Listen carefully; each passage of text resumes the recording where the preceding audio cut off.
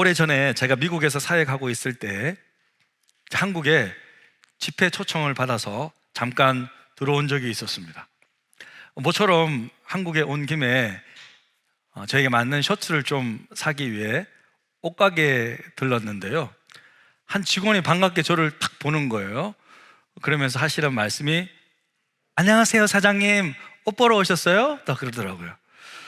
속으로 생각했어요. 나를 아나? 나 잘못 본 것 같은데. 그래서 제가 말했죠. 저는 사장이 아닙니다. 딱 그랬어요. 그러니까 갑자기 그 직원이 네? 이러는 거예요. 놀라셨어요. 그래서 제가 설명을 했어요. 저는 장사를 하지 않습니다. 사장 아니에요. 잘못 보셨어요.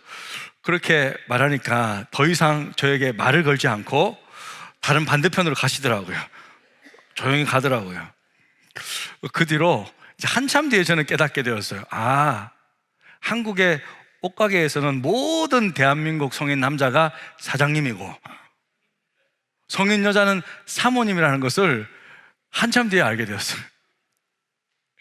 그 후로 또 그 시간에 한 번은 또 교보문고에 잠깐 들렀었는데 대부분 젊은 여자 직원들이 일하고 계셨습니다. 너무 바쁘게 일하고 계시더라고요.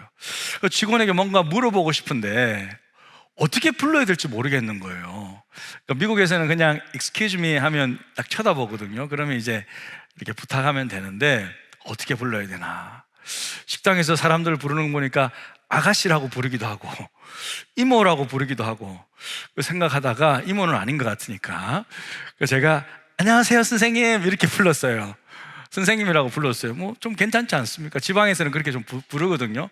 근데 그 여자분이 갑자기 널 딱 보러보면서 하는 말이 친구를 팔을 탕 치면서 나보고 선생님이래. 그러면서 자기들끼리 막 웃고 도와주지는 않고 이게 뭐지? 우리는 서로를 부르는 다양한 호칭이 있습니다. 교회에서는 뭐 성도, 또 집사님, 권사님, 장로님, 목사님 이렇게 부르고 직분을 부르죠. 또 직장에서는 그죠? 사장님이 있고 부장, 과장님, 계장님 다양한 이렇게 또 직책을 부르기도 합니다. 또 가정에서는 아빠, 엄마, 아들, 딸 이렇게 부르죠. 사실 우리가 부르는 호칭은 그에 맞는 책임감과 자부심이 동시에 생기는 것입니다. 임명권자가 우리에게 어떤 역할과 직분으로 부르는지가 중요하죠. 그런데 하나님께서는 우리를 어떻게 부르실까요, 여러분? 하나님은 우리를 어떻게 부르실까? 우리의 이름을 아시고 이름을 불러주세요. 우리의 이름을 불러주십니다. 직접 부르십니다. 그리고 만약에 주께서 우리의 이름 뒤에 호칭도 같이 부르신다면, 명하신다면 아마 직장이나 가정에서의 호칭이 아니라 틀림없이 교회의 직분에 따라 부르실 것입니다. 왜냐면요, 교회의 직분은 하나님께서 명하신 것이고 하나님께서 직접 부여하신 직분이기 때문입니다. 사도, 목사, 장로, 집사 이런 교회의 직분은요, 성경의 말씀을 따라 그렇게 직분을 맡겨서 교회를 세우라는 주님의 명령이에요. 그러니까 주님께서 세우신 제도란 말이에요. 그래서 우리는 요즘에 직분을 너무, 그런 직분이 있는 분들이 또 세상에서 비난받고 그러니까 이 직분을 너무 가볍게 생각하고 덩달아 막 무시하는 경향이 있는데 우리는 그렇게 하면 안 됩니다. 직분은 소중한 거예요, 여러분. 귀한 것입니다. 그래서 우리는 주님께서 우리를 부르실 때 어떻게 부르는지 알아야 돼요. 세상적인 직함으로 김 과장 왔느냐 이렇게 부르지 않는다는 거죠. 김 집사 왔느냐 이렇게 부르실 거라는 거예요. 그래서 교회 직분은요, 우리에게 소중한 것입니다. 자, 그런데 오늘 본문에서 예수님은요, 그런 직분의 개념을 넘어서 우리를 향해 좀 더 특별하게 부르고 있어요. 34절인데요 여러분 보세요. 이걸 어떻게 이해해야 할지 함께 읽겠습니다. 예수께서 이르시되 너희 율법에 기록된 바 너희를 신이라 하노라 하지 아니하였느냐. 지금 사람을 어떻게 부르고 있어요? 신이라고 부르셨다는 거예요.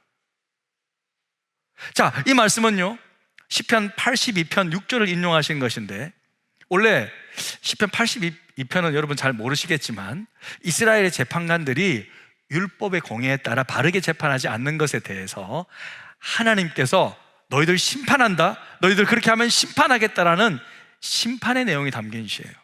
그런데 예수님은요, 이 시편 82편 전체를 인용하시는 것이 아니라 82편 6절만 딱 나와서 인용하셨어요. 자, 82편 6절은 이렇게 기록되고 있습니다. 한 번 더 읽겠습니다. 내가 말하기를 너희는 신들이며 다 지존자의 아들들이라. 여기서 나는 여호와 하나님, 즉 아버지 하나님을 말하는 거예요. 그러니까 하나님께서 율법의 말씀을 따라 재판하는 지도자들을 향해서 신들이다, 지존자의 아들들, 지존자라는 것은 하나님을 말하잖아요. 하나님의 아들들이라고 불러주셨다는 거예요. 그런데 예수님이 왜 이 구절을 인용하셨을까? 이 구절을 딱 나오셨어요. 왜 인용하셨을까? 유대인들이 계속 공격하고 있습니다. 예수님께서 나와 아버지는 하나다, 나와 하나님은 하나다, 나와 하나님은 하나니까 자기도 하나님이란 뜻이죠. 그렇게 말하니까 유대인들이 발끈하면서 네가 사람이면서 어떻게 하나님이라고 말할 수 있느냐, 이것은 신성모독이다, 그러면서 예수님을 돌로 쳐서 죽이려고 하는 거예요. 그때 반박하기 위한 말씀으로 딱 인용하시는 것입니다. 하나님께서 하찮은 인간들을 가리켜서 신이라 하셨거늘 어찌 하나님의 아들인 내가 하나님과 하나일 수 없겠느냐, 그런 말씀입니다. 자, 그런데 여기서 중요한 것은 뭐냐? 자, 중요한 것은, 자, 화면 보세요. 자, 중요한 것은, 여기서 중요한 것은 아버지 하나님도 아들 하나님 예수님도 사람을 가리켜서 뭐라고 불렀다고요? 신이라고 불렀다. 이것을 어떻게 이해해야 할까요, 여러분? 이거 어떻게 해석해야 될까요? 우리 중에는 넷플릭스 시리즈로 드러난 그 이단 교주들의 악하고 더러운 범죄들의 실태를 본 사람이 있을 것입니다. 그 시리즈의 이름이 뭐냐면 나는 신이다 라는 거예요. 제목이 나는 신이다. 여러분, 어떻게 사람이 신이 될 수 있겠습니까? 여러분, 저런 이단 교주들은요, 신의 이름으로 자신의 악한 탐욕을 채우려고 하는 가장 악한 사람들이에요. 저들은 마귀의 영에 사로잡힌 마귀의 사람들, 저주받은 사람이라고 확신하고 있습니다. 그래서 하나님께서 인간을 신이라고 불러주신 것은 하나님과 동등한 존재라는 뜻이 아니에요. 사람은 피조물입니다. 우리는 만들어진 존재잖아요. 근데 어떻게 창조주 하나님과 우리가 같은 급이 될 수 있겠습니까? 완전히 구별됩니다. 그런데 그럼에도 불구하고 하나님이 우리를 신이라고 불러주셨잖아요. 그 이유는 뭘까요, 여러분? 여기에는 우리를 향한 하나님의 깊은 사랑이 담겨져 있습니다. 오늘은 그것을 잠깐 살펴보고자 하는 거예요. 하나님 우리를 신이라고 불러주신 이유가 뭘까? 그것은 먼저 우리가 신의 성품에 참여할 수 있기 때문입니다. 예수님의 수제자였던 베드로가 유일하게 직접 쓴 성경이 2권 있는데 베드로 전서와 베드로 후서예요. 강조점이 좀 달라요. 베드로 전서에서 베드로가 가장 강조하고 싶은 것은 영혼 구원이었습니다. 베드로 전서 1장 9절이에요. 믿음의 결국 곧 영혼의 구원을 얻음이라. 베드로가 가장 먼저 중요하게 생각했던 것은 사람이 예수 믿고 구원받는 것, 사람을 살리는 것, 영혼 구원이었어요. 자, 그러면 저와 여러분은 이미 예수 믿고 구원받았잖아요. 그럼 예수 믿고 구원받은 하나님의 자녀들에게 베드로가 가장 강조하고 싶은 것은 뭐냐? 그것이 바로 베드로 후서의 2번째 편지예요. 자, 베드로 후서의 가장 중요한 구절이 1장 4절인데 우리 다 같이 한번 읽겠습니다. 시작.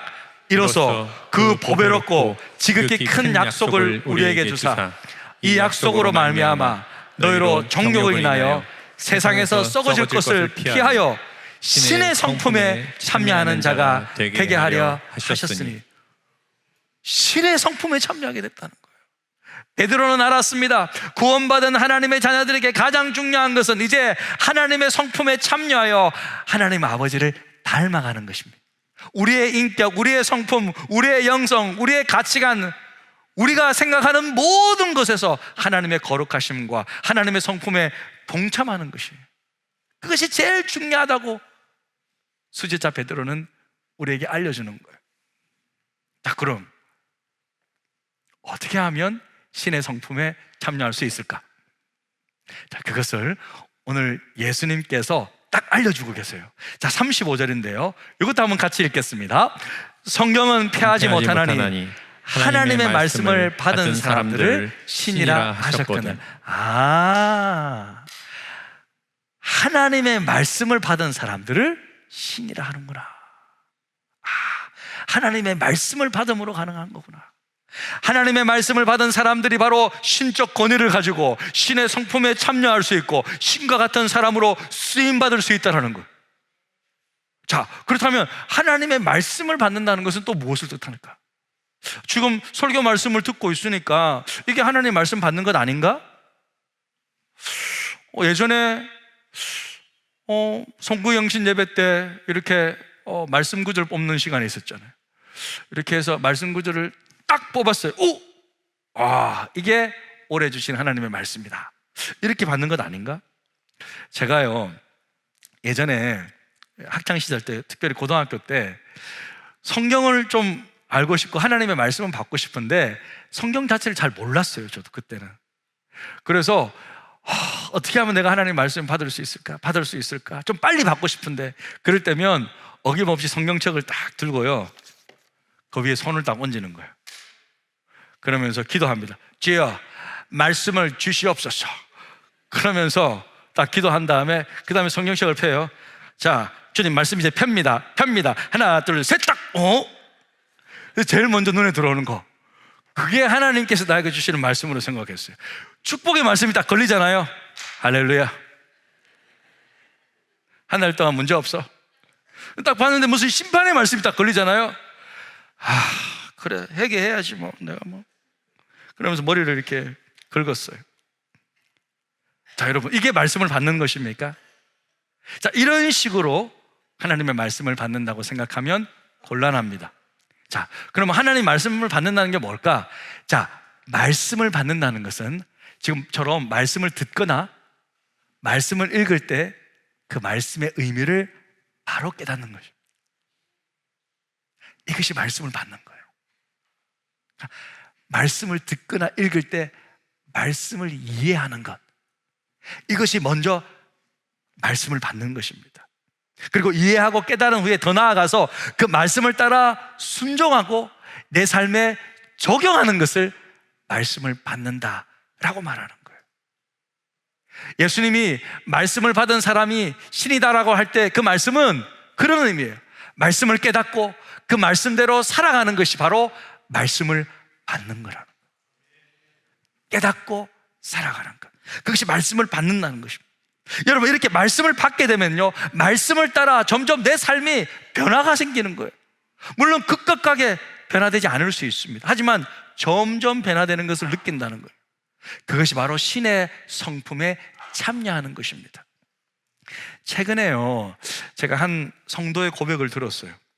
자, 이분은 본인은 어릴 적부터 신앙생활을 했대요. 모태신앙이래요. 어릴 적부터 쭉 신앙생활을 했는데 삶의 변화가 없는 거예요. 항상 예배에 참석했는데 근데 예배만 참석하면 잠이 오더래. 눈이 풀리면서 잠이 오더래. 특별히 설교 말씀을 들을 때면 목사님 목소리가 자장가처럼 들리대. 자장가 하나도 안 들어오고, 그때 되면 이렇게 잠을 자는 거예요. 이렇게 잠을 자고 하다가 설교 말씀 끝날 때 눈이 또 번쩍 뜨인대. 그럼 깨어난 거예요. 할렐루야 하면서 또 나가는 거예요. 이렇게 신앙생활을 했대. 그러니까 자기는 신앙의 연수는 되게 긴데 성경도 모르고 하나님도 잘 모르고 그냥 그렇게 썬데이 크리스찬으로 신앙생활을 했다는 거예요. 그런데 이제 이분이 이제 1년 반 전에 우리 교회로 왔거든요. 와서 신앙생활을 하면서 놀랍게도 설교 말씀이 들리더래요. 말씀이 들리네? 말씀이 들리니까 재밌기도 해서 더 열심히 들었답니다. 그래서 제가 물었어요. 이제 앉아요? 물어보니까 이제는 안 잡니다. 그러더라고요. 안 잔대. 그러니까 주일에 말씀이 들리기 시작하니까 수요일도 오고 금요일도 오고 새벽에도 말씀을 들으면서 이제는 막 말씀을 간직하고 싶어서 노트에 막 기록하면서 듣는 거예요. 그러니까 하나님을 알아가는 기쁨을 누리게 됐다는 거예요. 할렐루야. 하나님을 알아가니까 인생에 변화가 생겼습니다. 가장 먼저 마음이 평안하더래. 뭐 재정적인 여유가 있는 것도 아니고 직장 생활에 미래가 크게 보이는 것도 아니지만 평안한 마음으로 잔잔한 삶의 기쁨을 누리게 되었다는 거예요. 자, 그리고요, 이 성도가 고백하기를 그렇게 말씀을 듣고 깨닫기 시작하니까 자기도 영적 성장에 대한 열망도 생기고 또 하나님 앞에 더 쓰임받고 싶다는 삶의 목표가 생긴 거예요. 그래서 교사도 하고 선교도 가고 싶었대요. 그런데 오늘 선교 갈 수 있는 어떤 재정적인 여유가 좀 없었대요. 하지만 쓰임받고 싶은 마음이 있어서 신청했답니다. 그런데 놀랍게도요, 믿음을 가진 자기 직장 상사가 선교 간다는 소식을 듣고 함께 선교에 동참하고 싶다고 전에 구원해 줬다는 거예요. 할렐루야. 와, 그런 마음이 있으니까 하나님께서 귀하게 쓰시는 거예요. 그래서 하나님이 우리를 향해 신이라 부르신 이유는 바로 우리가 이 신의 사명에 동참할 수 있기 때문입니다. 우리 좀 전에 읽었던 시편 82편 6절을 한번 보겠습니다. 내가 말하기를 너희는 신들이며 다 지존자의 아들들이다, 이렇게 말씀하셨어요, 하나님께서. 근데 너희가 누구냐면, 너희라는 사람은 바로 하나님의 율법으로 판단하는 재판관들, 그러니까 이스라엘의 지도자를 가리킨다고 말씀드렸어요. 그런데 이들은 하나님의 대리인으로서 공의를 실천하고 하나님의 뜻을 이루는 역할을 감당했어요. 다시 말해, 하나님은 어떤 사람을 신이라고 부르냐? 자기를 대신해서 이 땅에서 하나님의 사명을 감당할 사람들을 신이다 라고 부르셨던 것입니다. 사실 하나님은요, 처음부터 인간에게요 신적 사명을 주셨어요. 에덴 동산 만드시고, 사실 여러분 에덴 동산이 그냥 천국의 원형이라고 보시면 돼요. 천국이라고 생각하시면 되는데, 그 에덴 동산에 아담을 창조하셨잖아요. 그리고 아담에게 뭐라 그랬어요? 생육하고 번성해서 다스리라 그랬잖아요. 그러니까 하나님께서 하실 일을 아담에게 다 맡겨주신 거예요. 그러니까 아담은 에덴 동산에서 하나님의 역할을 하는 거예요, 어떻게 보면. 그러니까 아담이 동물을 보고 너 사자해, 사자라고 딱 정하잖아요. 그럼 사자가 되는 거예요. 아담이 그렇게 이름을 부르면요, 하나님도 그 동물을 향해서 사자라고 부르는 거예요. 아담이 정했는데 하나님이 인정하시고 하나님이 따라가시는 거예요. 여러분, 사실 지금도 그런 부분이 있잖아요. 우리는 부모가, 인간이 아이 이름, 우리 아기 이름을 정해주잖아요. 그러면 하나님은 우리 아기를 어떻게 불러? 그 이름 그대로 불러주신다는 거예요. 그러니까 우리에게 하나님께서는 신적 소명을 주신 거예요. 제가 예지라고 부르고 찬미라고 정했으면 하나님도 예지야, 찬미야 그렇게 불러주신다는 거예요. 교회가 성도에게 직분을 줬어요. 하나님도 그 직분대로 불러주신다는 거예요, 여러분. 놀랍지 않습니까? 그런 면에서 하나님은요, 하나님의 형상인 사람에게 신적인 권위를 부여해 주신 거예요. 그러니까 신의 사명을 감당하게 신이라고 불러주신 것입니다. 고린도후서 5장 20절에 보니까, 그러므로 우리가 그리스도를 대신해, 지금 그리스도 안 계시잖아요. 물론 영으로 우리와 함께 계시지만 실제적으로 눈에 안 보이시잖아요. 하지만 우리가 그리스도를 대신해서 하나님의 사신이 되어 이 땅에서 사명을 감당하고 있는 줄로 믿습니다. 우리가 지금 그 역할을 그래서 신이라고 불러주시는 거예요. 여러분, 우리 교회 사명은 무엇입니까? 관악구 복음화입니다. 이 사명은요, 하나님께서 저와 여러분에게 주신 사명이에요. 물론 관악구에 훌륭한 교회들 많이 있을 것입니다. 각자의 역할과 사명을 감당하고 있을 것입니다. 하지만 저는 우리 교회가 관악구 복음화에 거룩한 책임감을 가지고 영적인 주도권을 쥐고 달려가기를 원합니다. 그렇게 부담감과 책임감 가지고 안 하면요, 주도권이 다른 교회 저는 가져갈 수도 있다고 생각해요. 저는 우리 교회가 감당하기를 원합니다. 우리 교회가. 오늘 단기 선교도 마찬가지입니다. 단기 선교 왜 합니까? 왜 해요? 주의 사명을 감당하기 위해서입니다. 주님이 가라니까 가는 거죠. 주님이 가라고 말하지 않으면 절대 우리 갈 이유가 없잖아요. 마태복음 28장 19절 뭐라고 그러셨습니까? 같이 읽겠습니다. 시작. 그러므로 너희는 가서 모든 민족을 제자로 삼아. 아니, 주님이 우리에게 가서 가라는 거예요. 가서 제자 삼으라 그랬잖아요. 그러니까 가는 거예요, 여러분. 우리는 이렇게 명령하지 않았더라면 우리는 어떤 것도 가지 않을 것입니다. 이처럼 우리가 주의 거룩한 사명을 붙잡고 나아가기 때문에 하나님은 우리를 향해 신이라고, 너희가 신이라고 그렇게 불러주시는 것입니다. 이렇게 신의 사명에 동참하는 자들에게는 하나님의 놀라운 축복이 약속되어 있는데요, 그것이 하나님이 우리를 신이라 부르신 마지막 이유입니다. 세 번째로, 우리는 신의 영광에 참여할 수 있기 때문에. 하나님과 예수님이 우리를 신이라고 불러주신 이유는요, 결국 하나님 나라와 영광에 함께 참여할 것이기 때문입니다. 아버지의 영광에 우리는 다 함께 참여하게 될 것입니다. 에베소서 2장 5절 6절 너무 중요한 말씀인데요, 같이 읽겠습니다. 시작. 허물로 죽은 우리를 그리스도와 함께 살리셨고 또 함께 일으키사 그리스도 예수 안에서 함께 하늘에 앉히시니. 와, 사랑하는 성도 여러분, 우리는요 예수님과 함께 살아났을 뿐만 아니라 예수님과 함께 하늘의 식탁에 같이 앉아서 교제하는 자들임을 믿으시길 바랍니다. 우리는 결국 주와 함께 하나님 나라를 다스릴 하나님의 자녀들입니다. 자녀들이 아버지 나라를 상속하는 것은 당연한 거잖아요. 로마서에도 기록하고 있잖아요. 자녀이면 또한 상속자, 곧 하나님의 상속자요, 그리스도와 함께한 상속자니 우리는 상속자래요. 우리가 그와 함께 영광을 받기 위하여 고난도 함께 받아야 할 것이니라. 생각건대 현재의 고난은 장차 우리에게 나타날 무엇과? 영광과 비교할 수 없다라는 거예요. 우리가 누릴 하늘의 영광은요 장차 비교할 수 없다라는 거예요. 아버지 나라 내 나라, 할렐루야. 아버지 영광 내 영광, 할렐루야. 그 찬송가 우리 부를 때, 나팔 불 때 나의 이름, 나팔 불 때 나의 이름, 나팔 불 때 나의 이름, 부를 때에 잔치 참여하겠네, 할렐루야. 우리가 다 누릴 거예요. 그런데 이렇게 아무리 설교하고 말씀을 전해도 어떤 성도님들은 이런 말씀이 내 마음에 와닿지 않는데요, 너무 멀리 느껴진대요. 내 현실의 삶과는 너무 떨어진 먼 이야기 같이 느껴진대요. 내 삶과 그게 무슨 관계가 있어?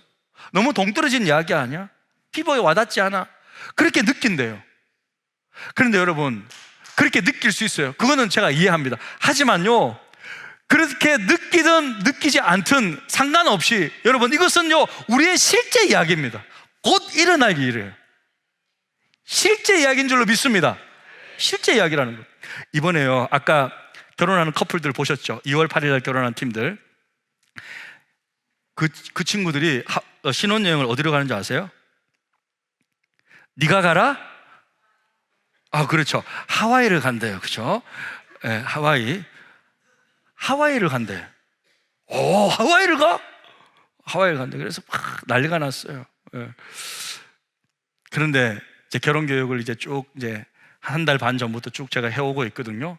그런데 지금은 실감이 전혀 안 난대. 같이 살 것도 실감이 안 나고, 집도 정했는데 어떻게 앞으로 생활할지도 실감이 안 되고, 신혼여행도 실감이 안 나고, 하와이를 간다고 하지만 지금 너무 일이 바쁘니까, 일이 너무 많으니까 아예 그냥 실감이 안 난대요. 그런데 여러분 생각해 보세요. 실감이 안 난다고 안 가는 거 아니잖아요. 실감이 안 나지만 지금 2주 지나면요 결혼하고 비행기 타고 하와이 가는 거예요. 실감 안 나는 거하고 상관없이 실제로 가는 거예요. 그 사람들은 돈 다 냈어요. 가는 거예요. 여러분, 우리가 하나님 나라 가서 하나님 나라의 영광을 누리는 것도 마찬가지라는 거예요. 먼 이야기 같죠? 아니에요. 우리가 이 나라, 이 땅에서의 생명이 끝나는 순간 바로 가는 거예요, 여러분. 먼 이야기가 아니라는 거예요, 여러분. 여러분, 죄송합니다. 이 자리에 앉아 계시는 분들 먼 이야기가 아니라는 거예요, 지금. 죄송합니다. 예? 그러니까 먼 이야기 하는 게 아니잖아요. 우리가 막 그런 게 아니라는 거예요. 언제 갈지 모르잖아요. 곧 일어날 이야기라는 거예요, 지금. 하나님의 영광을 누린다는 것은요, 지금 여러분 피부로 느끼셔야 돼요. 느껴야 된다는 거예요. 제가 오늘 새벽에 한 4시 한 40분쯤에 눈을 딱 떴는데요, 근데 너무 감사하게도 이 설교를 준비하고 한번 읽어봐 이렇게 자서 그런지 눈을 딱 떴거든요. 눈을 딱 뜨자마자 제 입에서 나오는 게 나팔 불 때 나의 이름, 이러고 있는 거예요, 제가. 그래서 제가 그 찬양한 거예요. 먼 이야기가 아닙니다. 하나님의 말씀은 다 실제예요. 전부 다 일어날 거예요. 모든 것들이 펼쳐질 것입니다. 말씀에 있는 대로, 약속대로 다 이루어질 것입니다. 수고한 자들에게 하나님의 놀라운 은혜와 약속이 일어날 것입니다. 한 믿음 좋은 부인이 남편의 핍박과 구타에 견딜 수 없어서 하나님께 기도했대요. 너무 심하게 맞고 도저히 같이 살고 싶지 않아서. 근데 또 성경은 또 이혼이 안 된다 그러니까 이거 도저히 못 찾겠다 싶어서 기도하면서 이렇게 기도했대. 하나님, 저에게 천국을 좀 보여주십시오. 하나님, 천국 한 번만 보여주시면 내가 이 모든 핍박을 이겨내겠습니다. 그렇게 간절히 기도하는데 주의 음성이 들려왔답니다. 실제로 이런 음성이 들려왔대요. 사랑하는 딸아, 내가 만약 너에게 천국을 딱 5분만 보여준다면 더 이상 너는 이 세상에 머물려고 하지 않을 것이다. 5분만 보더라도 더 이상 이 세상에서 아무것도 하고 싶지 않을 것이다. 너는 이 땅에서 살고 싶지 않을 것이다. 그래서 하나님이 막으셨다는 거예요. 사랑하는 성도 여러분, 현재의 고난은요, 장차 우리에게 나타날 영광과 비교할 수가 없다는 거예요. 우리는 아버지 나라의 상속자들입니다. 그래서 하나님께서 우리를 신이라고 불러주신 거예요. 신의 나라를 다 상속받고 그와 함께 살게 될 것이기 때문에, 그 나라의 영광을 함께 받아 누릴 존재들이기 때문입니다. 사랑하는 성도 여러분, 하나님은요, 우리를 단순히 죄에서 구원하시기 위해 부르신 것이 아닙니다. 그는 우리를 신의 성품에 참여하는 자로, 신의 사명을 감당하는 자로, 그리고 신의 영광에 동참하는 자로 부르시는 것입니다. 이 모든 것을 믿음으로 다 받아 누리는 귀한 성도들 다 되시기를 주님의 이름으로 축복합니다. 우리 시간 말씀 생각하면서 이 찬양하며 기도의 자리로 나아가기를 원합니다. 이 세상을 살아가는 동안에 나의 힘을 의지할 수 없으니 기도하고 낙심하지 말 것을 주께서 참 소망이 되심이라. 하나님의 꿈이 나의 비전이 되고 예수님의 성품이 나의 인격이 되고 성령님의 권능이 나의 능력이 되길 원하고 바라고 기도합니다. 이 세상을 살아가는 동안에, 이 세상을 살아가는 동안에 나의 힘을 의지할 수 없으니 기도하고 낙심하지 말 것은 주께서 참 소망이 되심이라. 주의 길을 걸어가는 동안에, 주의 길을 걸어가는 동안에 세상의 것 의지할 수 없으니 감사하고 낙심하지 말 것은 주께서 참 기쁨이 되심이라. 하나님의 꿈이 나의 비전이 되고 예수님의 성품이 나의 인격이 되고 성령님의 권능이 나의 능력이 되길 원하고 바라고 기도합니다. 하나님의 꿈이 나의 비전이 되고 예수님의 성품이 나의 인격이 되고 성령님의 권능이 나의 능력이 되길 원하고 바라고 기도합니다. 하나님의 꿈이 나의 비전이 되고 예수님의 성품이 나의 인격이 되고 성령님의 권능이 나의 능력이 되길 원하고 바라고